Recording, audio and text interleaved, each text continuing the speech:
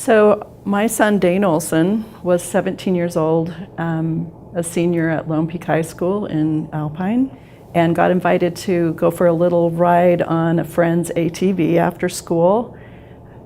Consequently, the ATV rolled over on him, crushing his right leg, and he was in the hospital for 10 days. He had a number of surgeries during that period of time. Eventually, the leg healed, and he started being able to do all the things that a 17, 18, 19-year-old should do.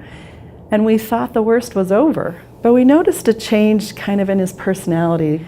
During the period of time that he was getting prescriptions, the OxyContin was pretty available, and he became very seclusive and reclusive and withdrawn. And then one day, a friend of his died of a heroin overdose, and it shocked him into coming out and telling us. We took the best advice that we knew how to get, but it was so hard to know who to ask, who to talk to, who to believe, and we were stymied as far as what our role as parents was.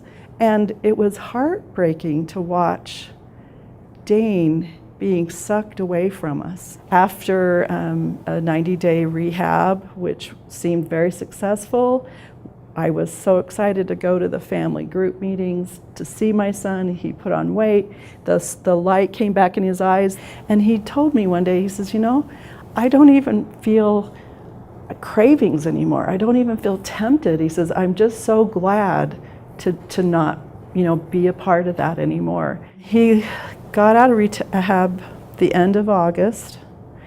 The 1st of October, I was traveling to a business meeting, and I got a phone call from Dane, and I knew that he had relapsed. It was up and down, up and down. He'd level out, do okay, then relapse again. We had so many heart-to-heart talks. My husband and I, we were planning to go to Arizona for Thanksgiving to visit his grandmother and some cousins.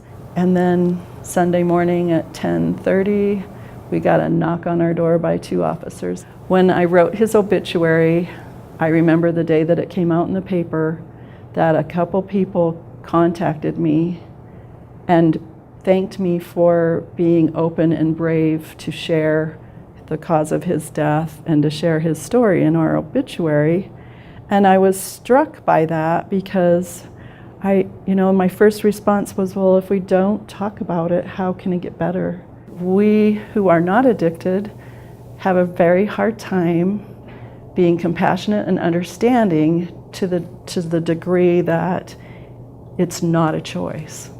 They say, well, they chose this, or they put themselves in this situation, and it's not that simple. I went through a period of time of being extremely depressed and discouraged at the hopelessness of it, that no one could beat this disease. And yet I have met people who are doing their level best to beat it, and people who are devoting their lives to trying to make a difference, and it kind of encourages me to do what little I can.